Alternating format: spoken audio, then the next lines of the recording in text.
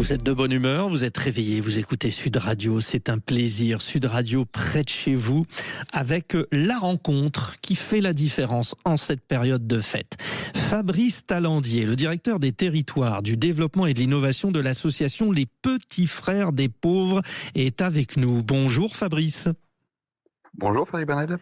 C'est un plaisir de vous avoir parce que depuis une semaine, toutes vos équipes, alors vous travaillez toute l'année, mais toutes vos équipes sont sur le pont. L'association qui fêtera en 2026 ses 80 ans a pour mission de lutter contre l'isolement des personnes âgées en situation de précarité. Cette période-là, vous mettez les bouchées doubles, vous allez au-devant des gens, vous fêtez Noël avec eux et le jour de l'an, c'est ça, hein ?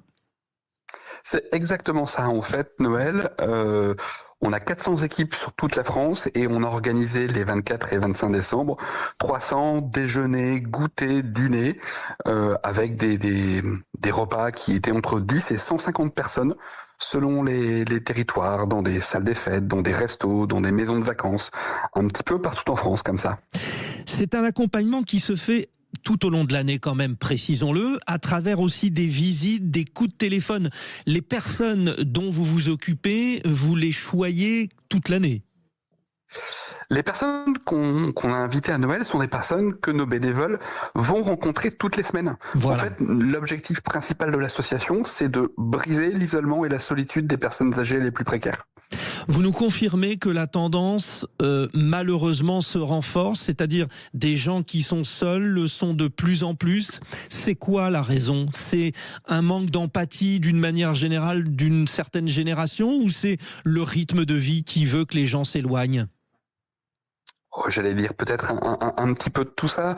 Alors déjà, je vous confirme effectivement l'augmentation très forte de l'isolement des personnes âgées. Hein. On sort tous les 4 ans un baromètre. Il y a maintenant 8 ans, il y avait 300 000 personnes âgées en situation de mort sociale, c'est-à-dire privées de relations avec des amis, de la famille, des voisins ou des associations. On était à 750 000 cette année. Donc vous voyez, c'est assez dramatique et les causes sont multiples. Effectivement, les modes de vie, les déplacements, l'allongement. Aujourd'hui aussi de la durée de vie. Quand une personne âgée a 90 ans, aujourd'hui, elle n'arrive plus à se déplacer, ne voit plus ses enfants. Si ses enfants ont eux-mêmes peut-être 70 ans et des difficultés aussi à se déplacer. Parce que en plus, tout le monde n'a pas la possibilité d'avoir un accompagnement dans un EHPAD qui coûte assez cher.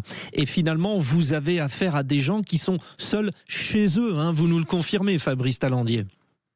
Alors nous, c'est des personnes qui sont effectivement pour la grande majorité chez elles, qui ne sont pas en situation de dépendance pour aller à l'EHPAD. L'EHPAD, ça reste pour des personnes âgées dépendantes. C'est des personnes qui sont dans leur appartement, qui sont dans leur petite maison et effectivement qui reçoivent peu ou pas de visites ni de leur famille, ni de leurs amis, ni de leur voisinage. Bon, parmi les chiffres que vous fournissez, vous nous en avez rappelé certains, donc ce pourcentage qui est quand même considérable, 150% du nombre de personnes âgées isolées en augmentation entre 2017 et 2025. Bon, ça veut dire aussi, vous, que vous avez développé chez les Petits Frères des Pauvres les bénévoles. Et ça, c'est un signe encourageant parce que vous avez de plus en plus de personnes qui disent allez, on y va pour accompagner les gens. C'est super encourageant, ça, Fabrice.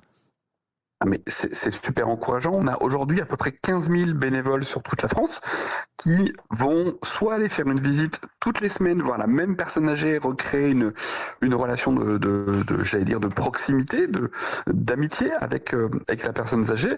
Mais on a aussi des bénévoles qui vont nous aider pour le transport, pour organiser des actions collectives, pour apprendre le numérique à une personne âgée, pour partir en vacances, ou pour fêter Noël. On a plein de gens qui nous ont rejoints pour, par exemple, on a distribué 4000 réveillons de Noël à domicile pour des personnes qui ne peuvent plus sortir et on a ce qu'on a appelé des bénévoles d'un jour qui sont venus apporter ce réveillon, passer un moment avec la personne, discuter et j'allais dire apporter juste un petit peu de bonheur ces 24 et 25 décembre. Mais oh, combien précieux. J'ai consulté dans la presse, la presse locale d'ailleurs a repris très largement votre action et c'est heureux.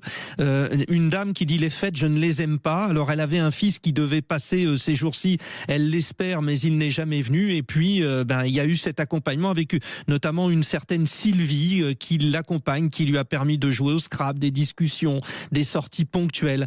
Cette relation, c'est ce qui fait que les bénévoles aussi y trouvent leur compte, parce que oui, c'est plutôt positif, c'est très positif d'avoir de plus en plus de bénévoles, mais ces gens-là apportent aussi aux bénévoles. Ah mais exactement, le bénévole sort transformé, c'est-à-dire on est dans une relation gagnant-gagnant, on est dans une relation où les échanges, et j'invite notamment tous les jeunes auditeurs ou les parents qui ont des jeunes enfants ou des adultes, de favoriser l'intergénérationnel. Ouais. Quand un bénévole de 20 ans est en relation avec une personne âgée de 90 ans, les échanges et les apports, et j'allais dire, les deux repartent heureux de la visite.